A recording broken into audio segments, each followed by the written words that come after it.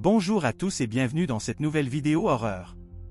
Aujourd'hui, je vous présente 3 histoires d'horreur inspirées des récits du subreddit Let's Not Meet français. Si vous appréciez ce genre de contenu, n'hésitez pas à le montrer en laissant un commentaire, en mettant un pouce en l'air et en vous abonnant à la chaîne. Ne perdons pas de temps et plongeons dans la première histoire. Cette histoire s'est déroulée il y a 2 ans. Je vivais dans un petit appartement au rez-de-chaussée d'un immeuble. J'avais une petite cour qui était séparée de la rue par une haie vraiment haute.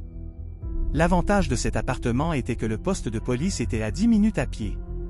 La poignée de ma porte d'entrée était défectueuse et elle se relevait plus haut que la normale.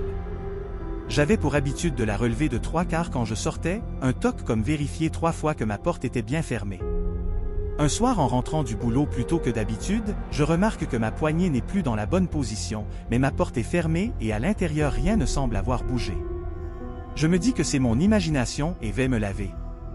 La soirée passe et après quelques épisodes Netflix, je pars me coucher.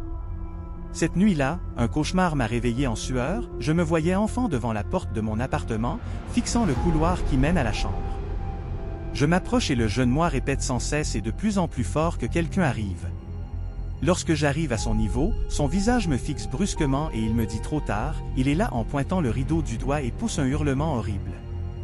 Je me réveille donc en sueur et pars me passer de l'eau sur le visage et me servir un verre d'eau.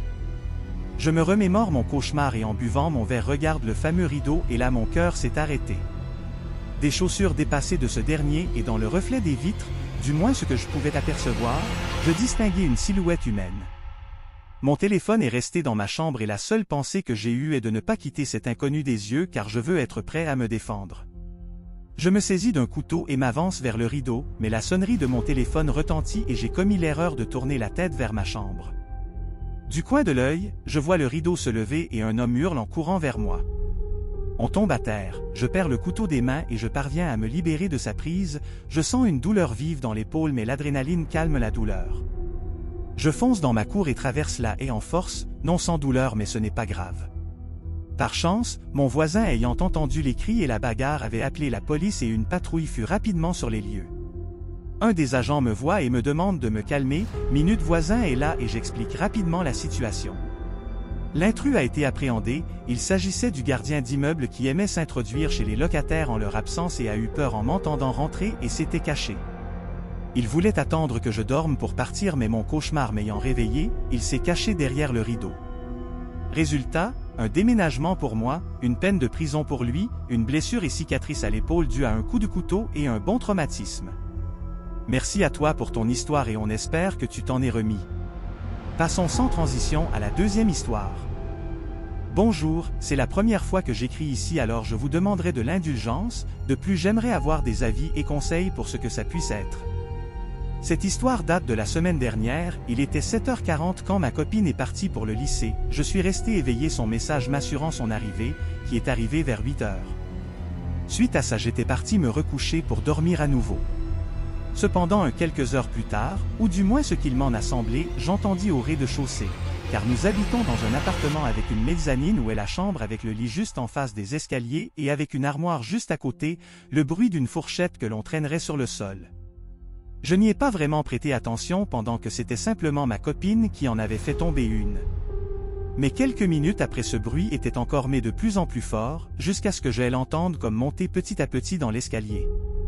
Je me demandais ce que pouvait être ce bruit alors j'ai voulu tourner ma tête pour avoir la vue sur l'escalier et là me vient la totale incapacité à tourner ma tête.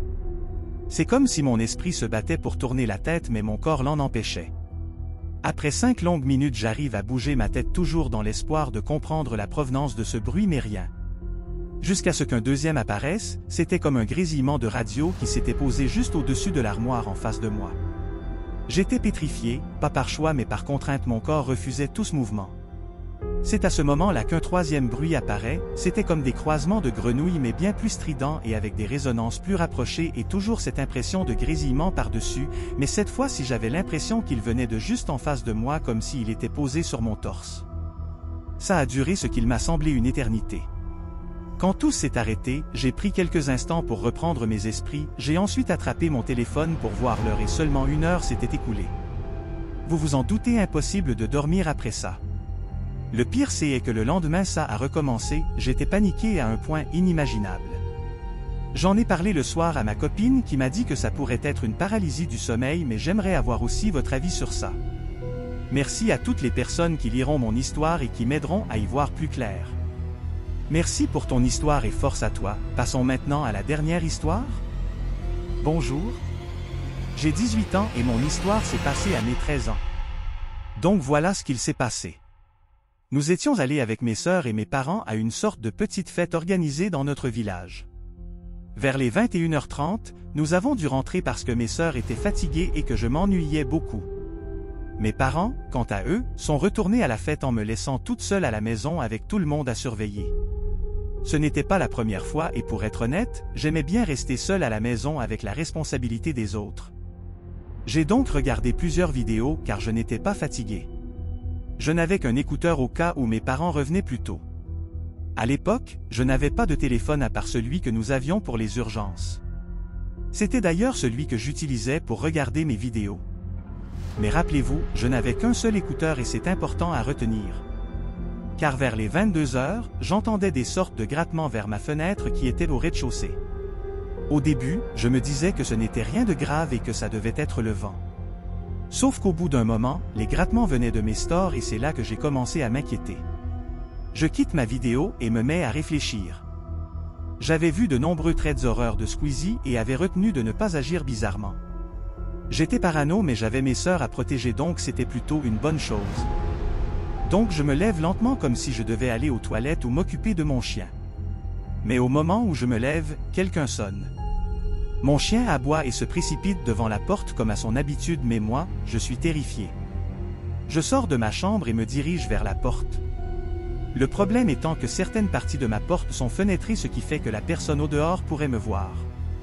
C'est justement ce que je me dis et je parviens à me stopper à temps. J'essaie de regarder sans me faire voir qui est dehors mais la seule chose que je parviens à entrevoir, c'est une personne habillée en noir et capuchée. Je commence donc à me faire plusieurs scénarios en tête et donc logiquement, je panique. Je parviens à me rappeler du téléphone qui est dans ma chambre. Je le prends et appelle mes parents pour leur dire de venir tout de suite. Je leur explique la situation et ils me disent de rester dans ma chambre, de ne pas me faire voir et de prendre le chien dans ma chambre pour me rassurer. Je suis donc leur conseil et attends. Les bruits que j'entendais au départ étaient toujours là ce qui me terrifiait. Mes parents sont vite venus et quand j'ai entendu leur voiture, les bruits vers ma fenêtre ont totalement disparu. Merci d'avoir suivi la vidéo, si vous voulez d'autres histoires d'horreur dans le même style, abonnez-vous et laissez des commentaires. À bientôt!